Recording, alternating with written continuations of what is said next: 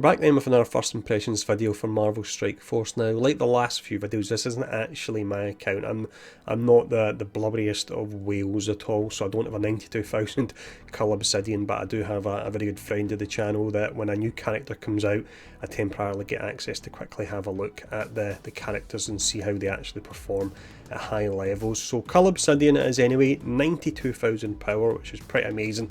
But we'll still follow the usual format we do for first impressions videos. We'll talk about the stats that have been punched into the spreadsheet.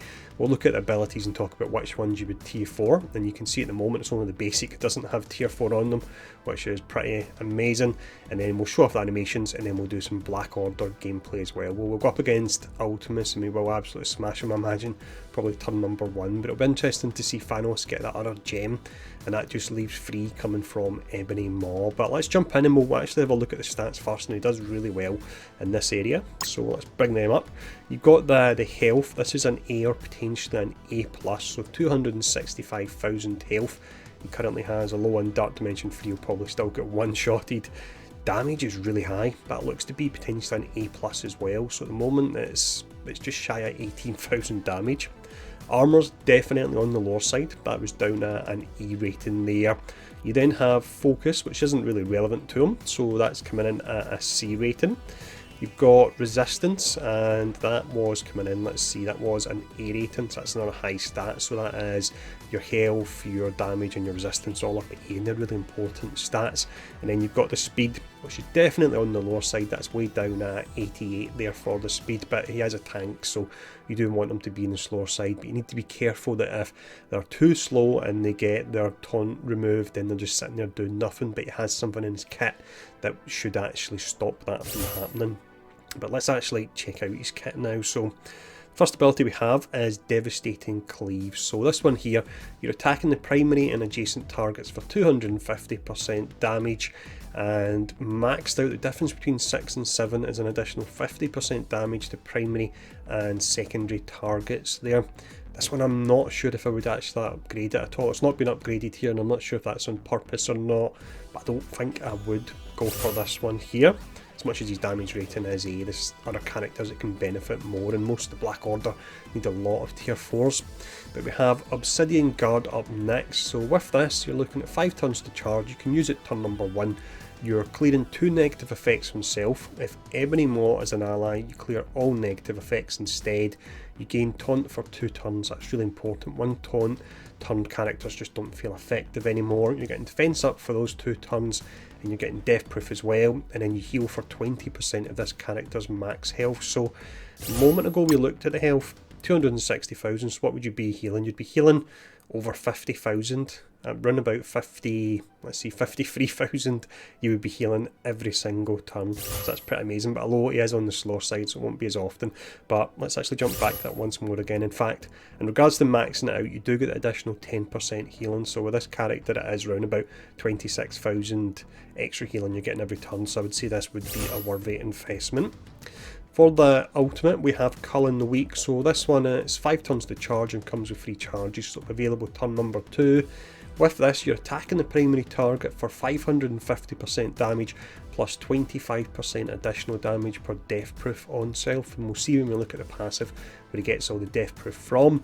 And then you're transferring all positive effects on primary target to self as well. Now you can see this has been maxed out, so this one here, when you max it out, when you look at how many stacks of death proof you can get, which is 5, and we'll see that in a second, you're getting 5 times 25%, so that is 125, and then you're also getting the extra 110% as well. Although, sorry, 5 times 15%, because that's what you're getting for the level 7 upgrade. And I worked it out, I've actually got it written down here and I still got it wrong there, but I worked it out. So the level 7 upgrade is giving you an additional 185% damage to a primary target, and you've got the A rating on his damage as well, so definitely worthwhile upgrading that. He's going to hit exceptionally hard with it.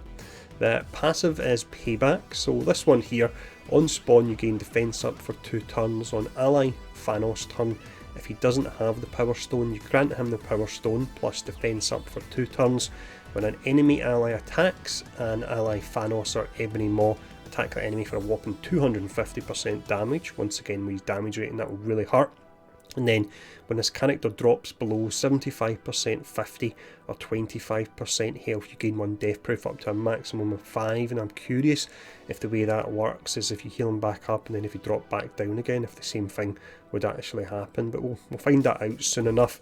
And then also when the character has regeneration, you gain 1000% resistance, so that will stop all the buffs being stripped from him nice and easy. And let's see, you also get your 30% max health from Black Order and Thanos allies, gain that as well, so that will really get the health rating on Thanos way through the roof. The difference from 4 to 5, which has been upgraded and is worthwhile doing, 50% damage there on that additional attack you're getting, and then you're getting the extra 10% health, which is definitely worthwhile there.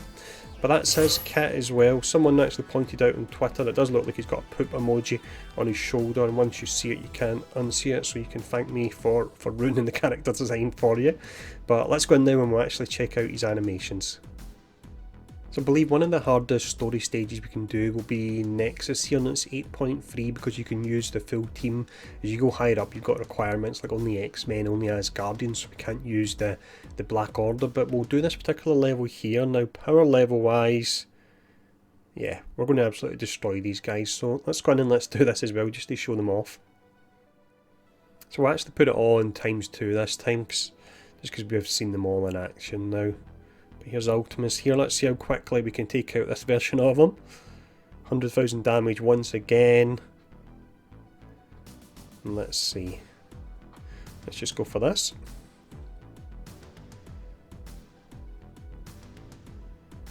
We're going to need more story mode for whale people to actually go up against if this is how easily they smash it. And again, there's only 4 characters. Let's see, let's go for the taunt. Yeah, let's go for that.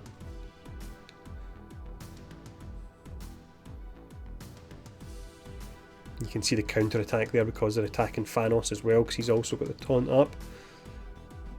I suppose in a way it's interesting, you've got the counter attack on Cull Obsidian, but when he taunts up the other characters, unless it's AoE, won't be getting hit as much, which means you won't be getting that. Let's go for Energy Bomb. Let's slow it down here just to see what this Energy Bomb's like. On a maxed out Thanos. Yeah, that'll do the job. Wow. Wow, that was that 250,000 crit there? I think it was. And then let's see, what does this one do? This is just attacking your primary target, which I don't really need. So let's just go for the basic one. 50,000 damage on that. So when you get your empowered Thanos, his kit will be changing completely, and that's where Cull Obsidian will be the proper tank. At the moment you've almost got 2 tank characters, but with empowered Thanos, then Cull Obsidian will be a tank and empowered Thanos will just be the guy that mashes everything up. I'm just quickly doing the moves here, I'm not trying to do it in any particular way at all. I should have done Energy Bomb to finish off, but there we go, we'll do that to finish off, stump them, and that's us. So that is Cull Obsidian, 92,000 there. They look pretty amazing, but I think it'll probably be another year or something until I get a character at that level myself. But let me know what you think in the comments below and how much of a difference Ebony Maw will make once he comes out. 10 days to go. And thanks for tuning in, stay safe, and see you all again soon.